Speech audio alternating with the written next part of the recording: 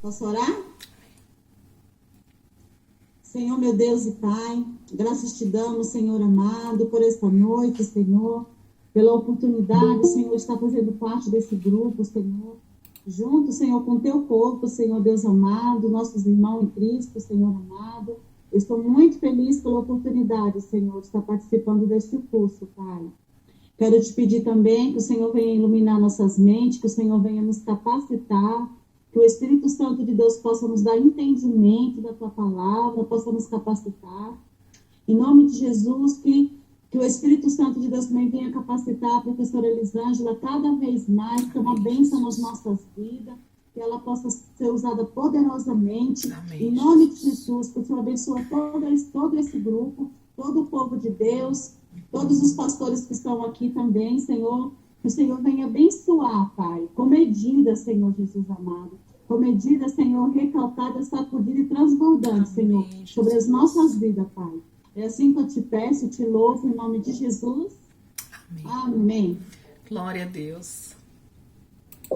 Amém. Glória Obrigado, a Deus. irmão. Glória a Deus. Deus é bom. Renatinha, glória a Deus, tá por aí. Aleluia.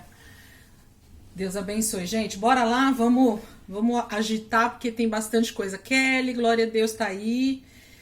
Apocalipse capítulo 2, versículo 12 em diante. Vou dar uma lida rápida de novo, pra gente contextualizar e então continuar de onde nós paramos, tá bom? Eu gosto de ler pra gente refrescar a memória. A palavra de Deus vai sendo ativada no nosso coração, no nosso espírito, então a gente medita, tá bom? Então, capítulo 2, verso 12, até para quem está aí pela primeira vez na aula, conseguir também se familiarizar com o texto. Ao anjo da igreja em Pérgamo, escreva: estas são as palavras daquele que tem a espada afiada de 2 gumes. Sei onde você vive, onde está o trono de Satanás. Contudo, você permanece fiel ao meu nome e não renunciou à sua fé em mim. Nem mesmo quando Antipas, minha fiel testemunha, foi morto nessa cidade onde Satanás habita. No entanto, tenho contra você algumas coisas. Você tem aí pessoas que se apegam aos ensinos de Balaão, que ensinou Balaque a armar ciladas contra os israelitas, induzindo-os a comer alimentos sacrificados a ídolos e a praticar imoralidade sexual. De igual modo, você tem também os que se apegam aos ensinos dos nicolaítas. Portanto, arrependa-se, senão virei em breve até você e lutarei contra eles com a espada da minha boca. Aquele que tem ouvidos, ouça o que o Espírito diz às igrejas. Ao vencedor darei do maná escondido. Também lhe darei uma pedra branca com um novo nome nela escrito, conhecido apenas por aquele que o recebe. Amém?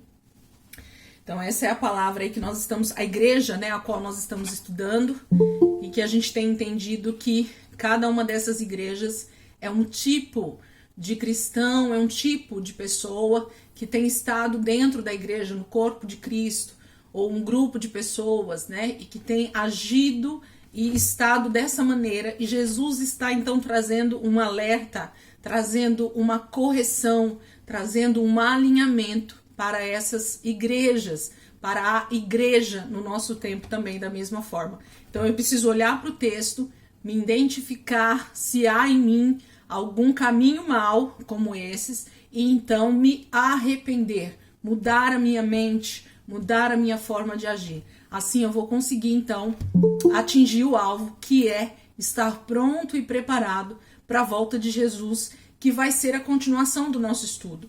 Até aqui a gente estudou praticamente o início das dores, que a gente sabe que ainda praticamente nem começou.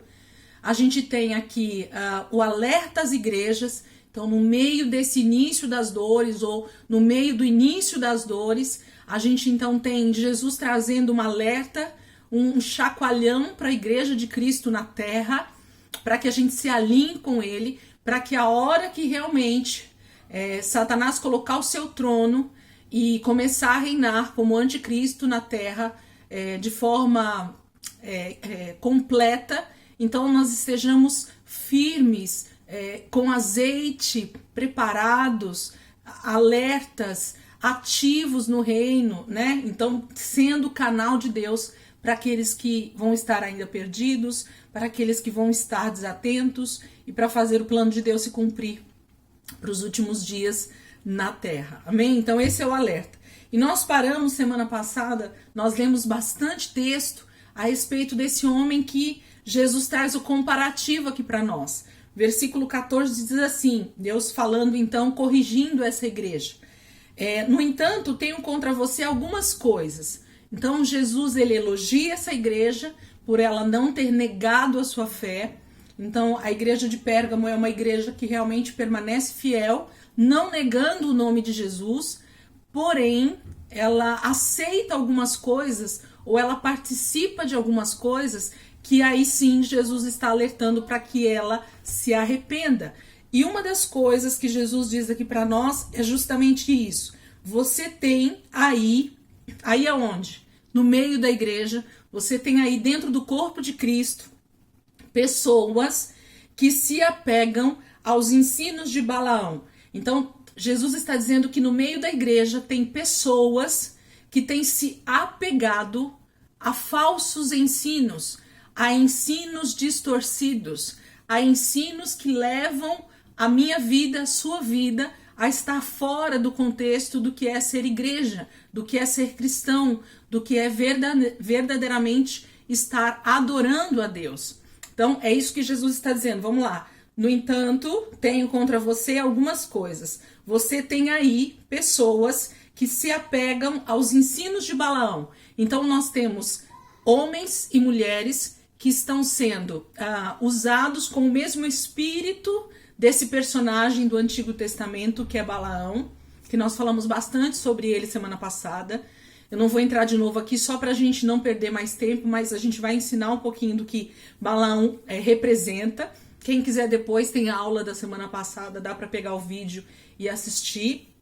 Mas então nós temos pessoas que se apegam aos ensinos que esses homens e mulheres que têm o espírito de Balaão têm ensinado para essas pessoas, e elas então recebem esses ensinos e esses ensinos distorcem a vida em Deus dessas pessoas. Então é isso que Jesus está dizendo. A primeira coisa que ele diz que ele tem contra a igreja de Pérgamo: você tem aí pessoas que se apegam aos ensinos de Balaão. Então nós temos aqui dois tipos de pessoas, ou dois tipos de personagens que Jesus está alertando. Primeiro, que são aqueles que têm um espírito parecido ou que agem no mesmo espírito de Balaão, que é o quê? Um homem de Deus, nós lemos semana passada e a gente chegou a essa conclusão. É alguém que é verdadeiramente um homem de Deus, que ouve a voz de Deus, que tem o Espírito de Deus porque profetiza. Balaão era um profeta. Ele profetiza, porém, com o passar do tempo ou com as ofertas que ele recebe para ganhar poder, para ganhar autoridade, para ganhar status, para ganhar domínio, para sei lá o que, né? No meio do povo, ele se corrompe e passa então, ao invés de trazer algo de edificação para o povo de Deus, ele começa a corromper a boa e sã doutrina. Ele começa a induzir, é isso que Jesus está falando, o povo ao erro. Quais erros? Vamos olhar. Você tem aí pessoas que se apegam aos ensinos de Balaão, que ensinou Balaque. Balaque é um rei, né? Balaque era o governador ali, o rei daquela região de Moabe, a armar ciladas contra os israelitas, induzindo-os a comer alimentos sacrificado a ídolos e a praticar imoralidade sexual.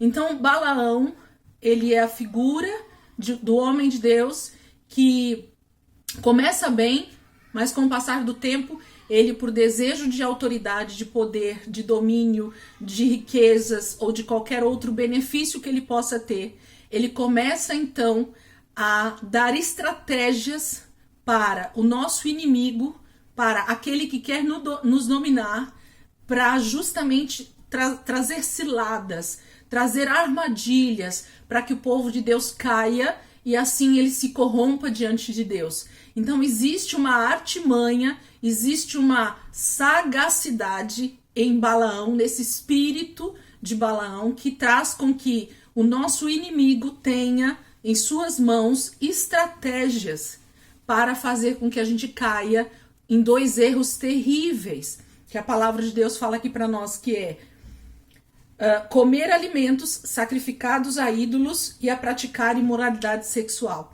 Então, esses dois personagens, ou esses dois tipos de pessoas, eles estão aqui, ou até três, né? Porque Balaque entra aqui também.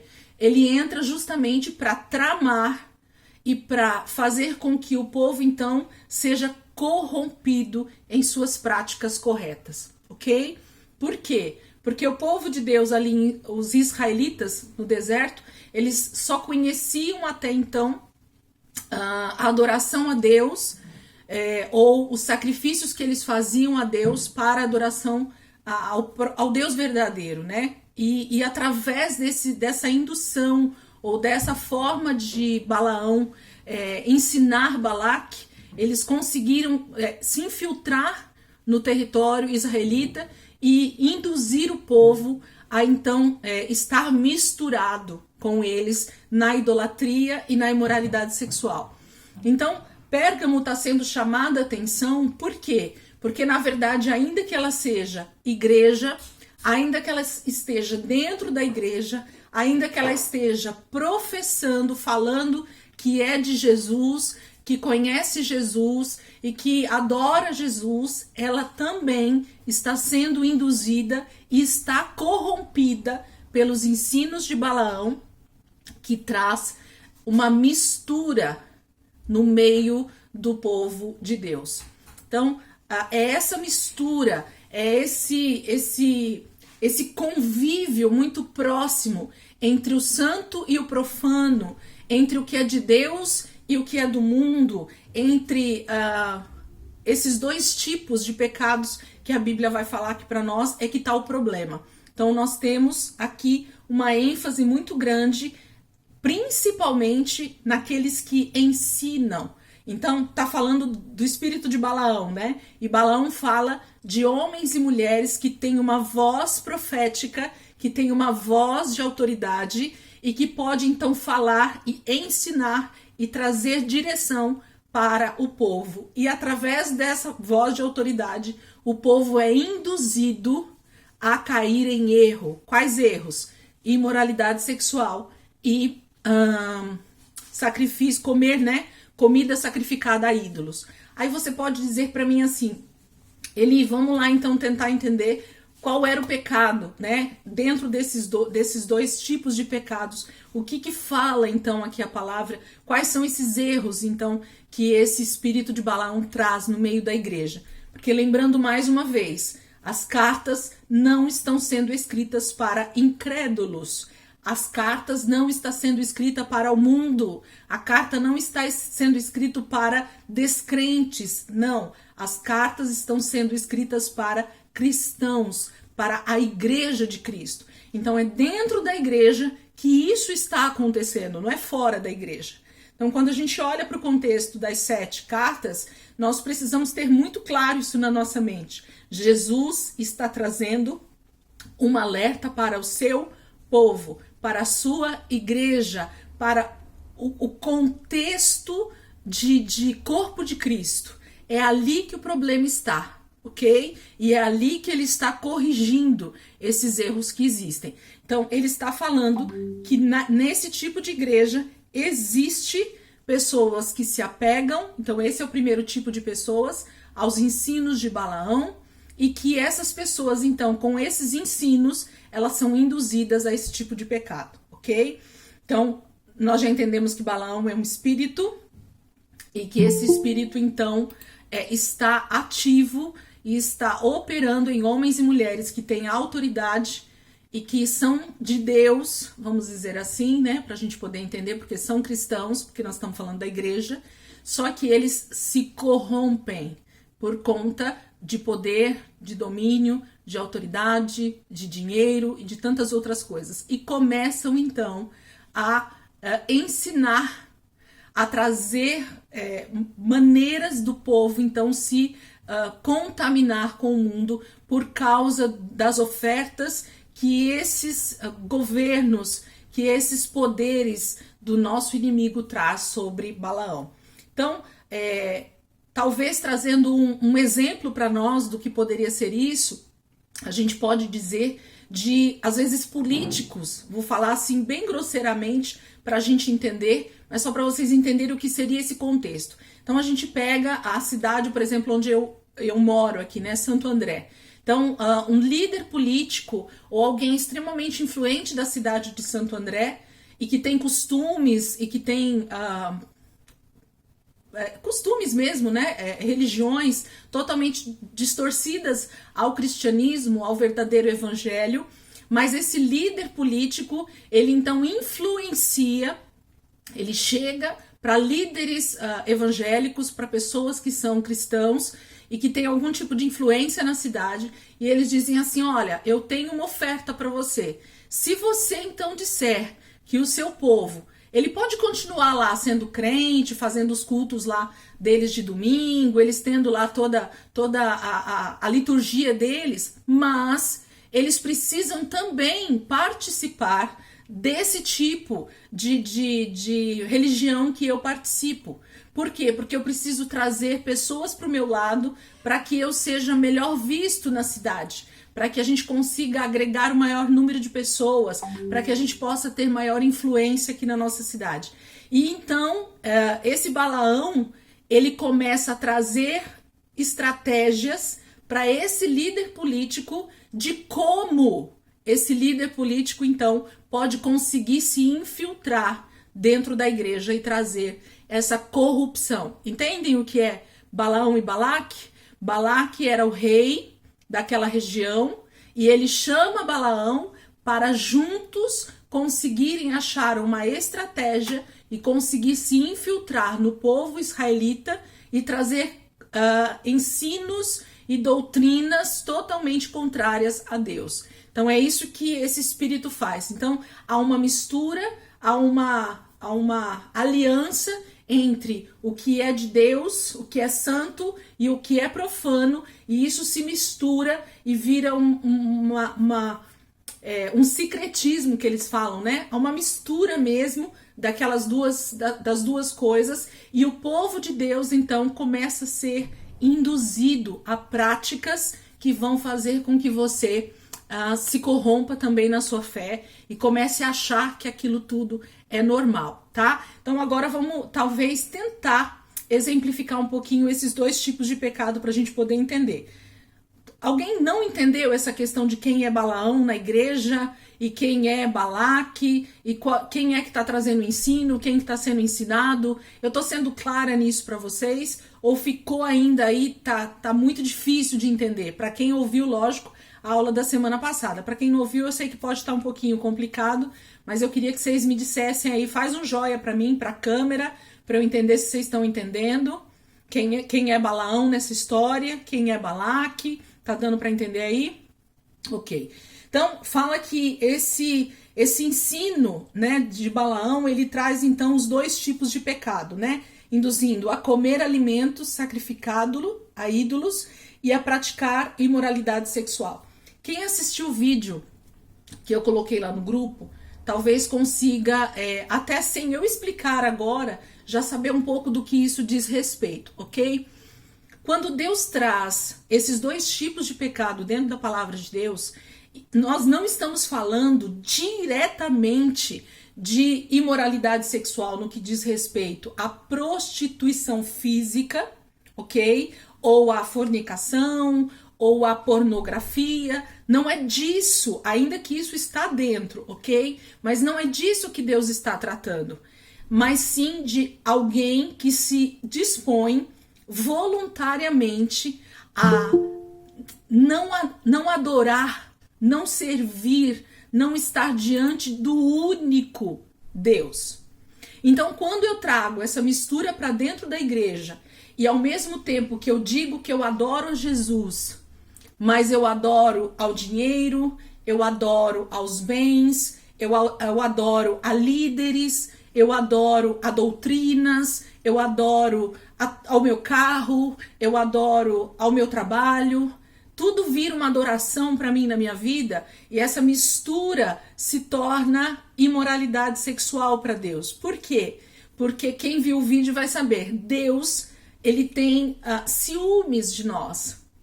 E quando eu deixo de dar a primazia, quando eu deixo de dar a adoração àquele que realmente merece toda a adoração, eu entro no pecado de imoralidade sexual. Porque todo aquele que recebe o meu relacionamento diário, íntimo, de intimidade, recebe então a minha adoração.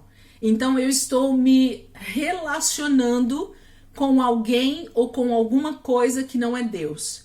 Então por que Deus sempre, desde o início, ele fala sobre não ter outros deuses, né, diante de mim?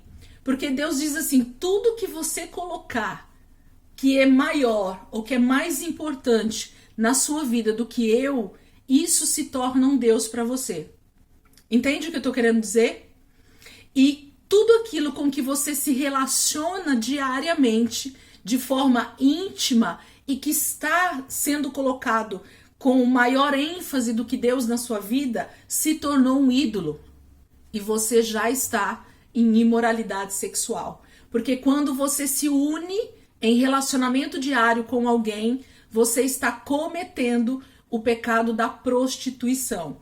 Então, todas as vezes que Israel ele começava a adorar um outro Deus, através de Baal, através de tantos nomes que a gente encontra no Velho Testamento, era como se eles estivessem de verdade, essa é a alegoria que Jesus faz e que o próprio Deus faz no Velho Testamento, de uma virgem que vai para a cama com um amante. Uma mulher casada que vai para a cama com um amante. É a mesma alegoria. Ele diz, o meu povo está se prostituindo com outros deuses. Por que Deus está dizendo isso? Porque você está tendo relacionamento íntimo com aquela divindade, com aquilo que você adora. Entende o que eu estou dizendo? Ou tá difícil? Entendeu? Entendeu? Então, não, pastor. Todas as vezes que nós nos unimos com algo ou com alguma coisa que toma o lugar de Deus na nossa vida e aquilo se torna prioridade para mim e aquilo recebe a minha real adoração, eu estou me prostituindo. Então, quando a gente consegue entender essa questão da prostituição, principalmente espiritual, que é o que a Bíblia está dizendo para nós, é que nem a meninada hoje em dia faz aí, né? Quando eu consigo, às vezes, entender um texto um pouquinho mais, a minha cabeça, ela faz assim, ó. Ela expande. Por quê? Porque algo está sendo realmente mostrado para mim do que realmente é adoração, do que realmente é me prostituir com outros deuses, porque sempre, queridos, nós vamos levar esse texto sobre adoração a outros deuses, a gente sempre vai trazer isso no quesito imagens de escultura, e aí a gente leva para todos os outros tipos de religião que tem algum tipo de imagem de escultura, e a gente acha que essas religiões é que estão se corrompendo, essas religiões é que não estão adorando o verdadeiro Deus, mas a palavra de Deus, ela é clara, que tudo aquilo que toma o lugar de Deus na minha vida e que é prioridade para mim na minha vida e que Deus fica em segundo plano, já se tornou um Deus, já se tornou um ídolo na minha vida e automaticamente eu vou me relacionar intimamente muito mais com aquela pessoa ou com aquela coisa que eu coloquei como prioridade e Deus vai ficar em segundo plano. Então você já está com ídolos na sua vida, você já está se prostituindo, você já está deixando de adorar a Deus para adorar esses outros ídolos. Entendem o que eu estou querendo dizer?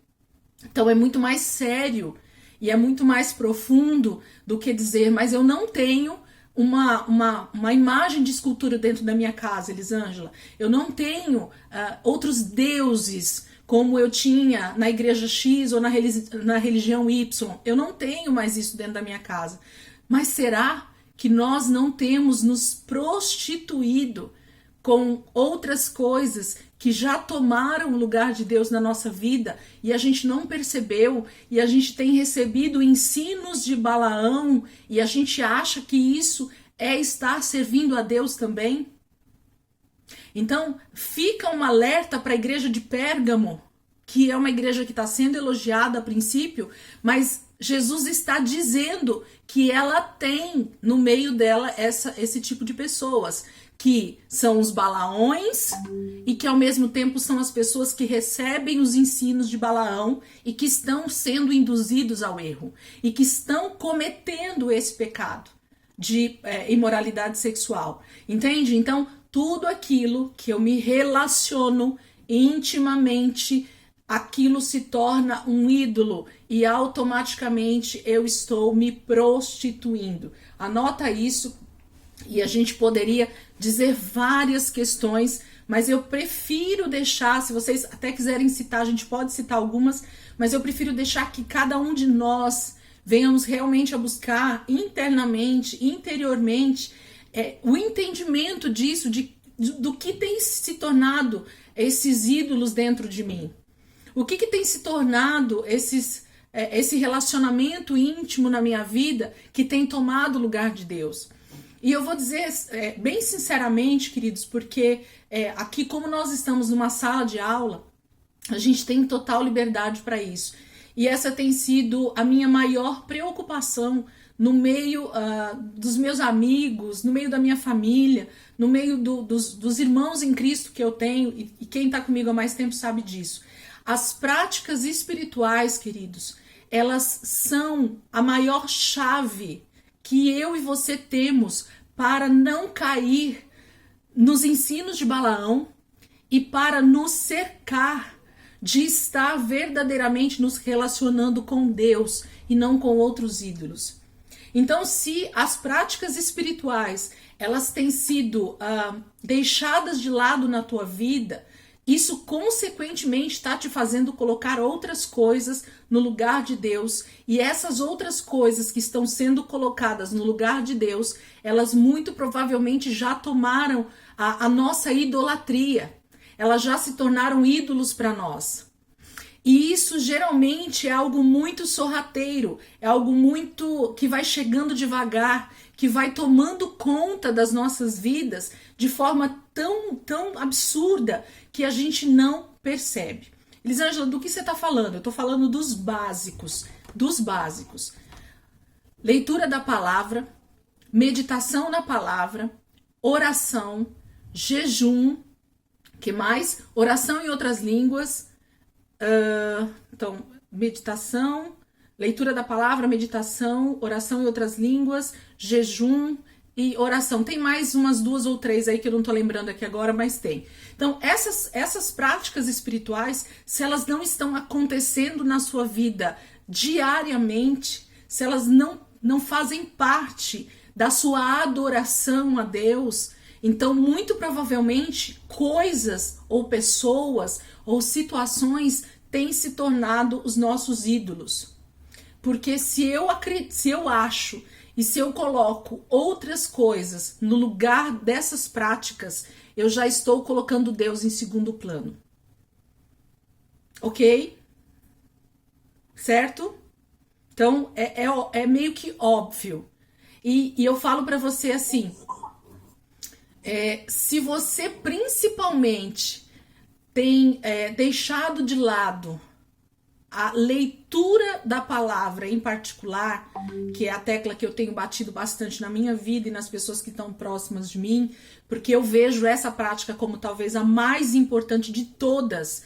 Por quê? Porque a palavra de Deus, ela é comida, ela é bebida para nós.